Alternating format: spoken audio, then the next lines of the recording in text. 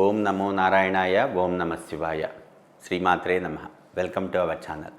సహజ సిద్ధంగా వాస్తు ప్రకారం మనం ఏదైనా గృహ నిర్మాణం చేసినప్పుడు అసలు ఆ ఇంట్లో వాస్తు దోషం అనేటువంటిది ఉందా లేదా, అసలు ఈ వాస్తు ప్రకారం కట్టినా కూడా కించిత్ దోషాలు అనేటువంటివి ఉన్నాయా లేదా, ఈ ఇంట్లోకి వెళ్ళిన తర్వాత కలిసి వస్తుందా లేదా అనేటువంటిది కొంతమందికి కొంత సందేహంగా ఉంటూ ఉంటుంది. అయితే చూస్తూనే ఉంటాం. ఏదైనా ఒక ఇల్లు కొని అందులోకి వెళ్ళినప్పుడు గృహస్థులు ఈ ఇంట్లోకి వచ్చినప్పటి నుండి నాకు కొంచెం ఇబ్బందికరంగా ఉందండి, అంతకుముందు పాత ఇంట్లోనే బాగుంది అనేటువంటి కొంత ఆలోచన విధానంతో కొంతమందిని చూస్తూనే ఉంటాం. ఇది నిజంగానే వాస్తవమా?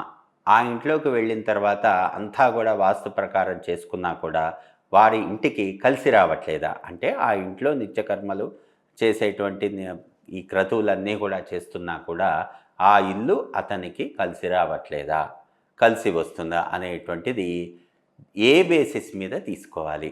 అంటే అసలు వాస్తు దోషము అనేటువంటిది మనం కనిపెట్టగలమా అనేటువంటిది ముఖ్యంగా తెలుసుకోవాలి. ఇక్కడ వాస్తు దోషము అంటున్నాం. ఇక్కడ వాస్తు దోషం అంటే ఏంటి? ముఖ్యంగా పంచభూతాల సమతుల్యత. సమతుల్యత అనేటువంటిది ఎప్పుడైతే ఉండదో, అంటే పంచభూతాలు కూడా బ్యాలెన్సింగ్ అనేటువంటిది ఏ ఇంట్లో అయితే ఉండదో దాన్ని కొంచెం వాస్తు దోషంలాగా తీసుకుంటాం. అంటే ఇక్కడ ఏమిటి? ఉచ్చ స్థానాల్లో ద్వారబంధాలు, అంటే తూర్పు ఈశాన్యం, ఉత్తర ఈశాన్యం, దక్షిణ ఆగ్నేయం, పశ్చిమ వాయువ్యం, ఇవన్నీ కూడా ఉచ్చస్థానాలు. మనం ఏ రూముకి తీసుకున్నా కూడా ఆ పర్టికులర్ డైరెక్షన్ నుండి ఆ రూమ్కి చూసినప్పుడు, ఆ రూమ్లోకి వెళ్ళేటప్పుడు ఆ ద్వారబంధం అనేటువంటిది ఉచ్చస్థానంలో ఉందా లేదా అనేటువంటిది ప్రథమంగా చూసుకోవాలి. అదేవిధంగా కార్నర్ రూమ్ అనేటువంటిది తీసుకున్నప్పుడు రెండు వైపులా వెంటిలేషన్ ఉందా లేదా అనేటువంటిది చూసుకోవాలి. అంటే చూస్తూనే ఉంటాం. ఏదైనా సౌత్ వెస్ట్ రూమ్ అనేటువంటిది మాస్టర్ బెడ్రూమ్ డిజైన్ చేసుకున్నప్పుడు ఏదర్ సౌత్ వైపు కానీ విండో కానీ, కొన్ని సందర్భాల్లో వెస్ట్ వైపు కానీ సౌత్ వైపు కానీ ఒక వాల్లోనే విండో ఇస్తారు, ఇంకొక వాల్ అనేటువంటిది పూర్తిగా మూసేస్తారు. అలా పొరపాటును కూడా చేయకూడదు. కార్నర్ రూమ్ అనేటువంటి డిజైన్ చేసినప్పుడు వెస్ట్ వైపు విండో ఉండాలి, సౌత్ వైపు విండో ఉండాలి. వెస్ట్ వైపు పశ్చిమ వాయువ్యంలో విండో ఉండాలి, సౌత్ వైపు దక్షిణ ఆగ్నేయంలో విండో ఉండాలి. ఇలా మనం కార్నర్ రూమ్ అనేటువంటిది డిజైన్ చేసుకోవాలి.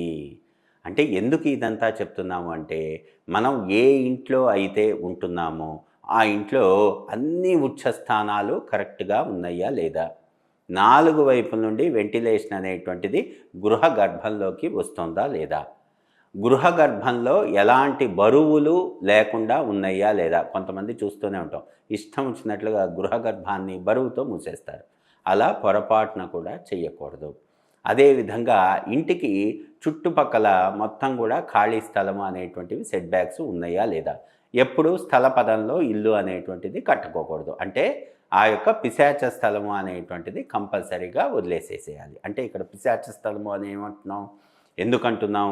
ఏదైనా ఒక స్థలం తీసుకున్నప్పుడు 9 భాగాలు అడ్డంగా, 9 భాగాలు డెప్త్ వైజ్ అంటే నిలువుగా తీసుకున్నప్పుడు చుట్టూ వచ్చేటువంటి ఆ యొక్క 9x9 ఏదైతే భాగాలు చేస్తామో చుట్టూ ఉండేటువంటి 32 భాగాలు మనకి పిశాచ స్థలంగా తీసుకుంటాం. అక్కడ కన్స్ట్రక్షన్ అనేటువంటిది చేయకూడదు. కాబట్టి పిశాచ స్థలం వదిలేసి స్థల పదం ఏదైతే ఉంటుందో హద్దు మీద కట్టకుండా ఏ ఇంటి నిర్మాణం అయితే చేస్తారో అక్కడే 95% వాస్తు అనేటువంటిది ఎలాంటి ఇబ్బంది ఉండదు. ఇహ మిగతావన్నీ కూడా ఉచ్చస్థానాలు, నిత్యస్థానాలు అన్నీ కూడా చూసుకొని 4 దిక్కుల నుండి ఎక్కడా కూడా ఏ ఉచ్చస్థానం మళ్ళీ ఏ రూమ్లో మూసేయకూడదు. అంటే ఉదాహరణకి సౌత్ వెస్ట్ రూమ్లో వెస్ట్ వైపు మేము విండో పెట్టామండి, ఇక మళ్ళీ నార్త్ వెస్ట్ రూమ్లో వెస్ట్ వైపు ఇంకా విండో పెట్టము, అటువైపు మేము ఆ వాల్కి వెస్ట్ వైపు వాల్కి కబోర్డ్స్ చేసేసుకుంటాం, మాకు స్టోరేజ్ అనేటువంటి తక్కువగా ఉంది, అక్కడ విండో మూసేస్తాము అంటే కుదరదు. ఏదైనా కూడా కార్నర్ రూమ్, మనం రూమ్ అనేటువంటిది కడుతున్నామంటే గృహం వెలుపల నుండి లోపలికి వెంటిలేషన్ అనేటువంటిది ఆ వాల్ నుండి రావాలి. కాలం టు కాలం మొత్తం కూడా గోడతో మూసేయకూడదు, గోడ కట్టేయకూడదు. కంపల్సరీగా అక్కడ నుండి గాలి వెలుతురు అనేటువంటిది ఏదర్ త్రూ వెంటిలేటర్ ద్వారా కానీ, లేకపోతే విండో ద్వారా కానీ, లేకపోతే డోర్ ద్వారా కానీ మనకి గాలి వెలుతురు అనేటువంటిది ఇంటి లోపలికి ప్రసరణ జరగాలి. అంతేగాని మనం ఎక్కడ పడితే అక్కడ ఇష్టం వచ్చినట్లుగా ద్వారబంధాలు పెట్టేసి ఎక్కడికి పడితే అక్కడ మొత్తం మూసేసి ఇల్లు అనేటువంటిది కట్టుకోకూడదు.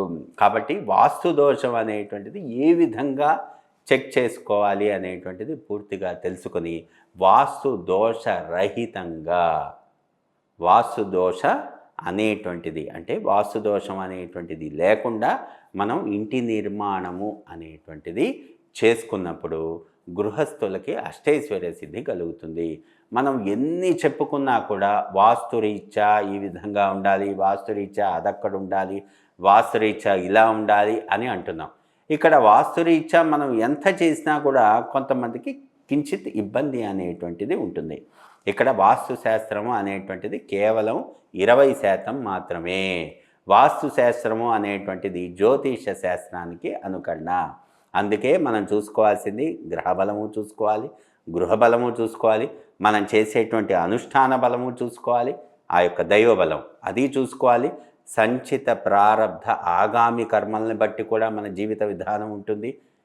అన్నీ కూడా చూసుకొని ఈ అసెస్మెంట్ అంతా తీసుకొని మాత్రమే ఆ యొక్క జీవనం ఆధారపడి ఉంటుంది అనటంలో మనం ఎలాంటి అతిశయోక్తి లేదు. కాబట్టి వాస్తుశాస్త్రరీత్యా మనం చేసేటువంటి క్రతువులు ఏ విధంగా ఉన్నాయి అనేటువంటివి కూడా ముఖ్యంగా చూసుకొని ఆ యొక్క గృహస్థుల జీవనం అనేటువంటిది మనం నిర్ధారణ చేసుకోవాలి. సకల జన సుఖినో భవంతు. స్వస్తి.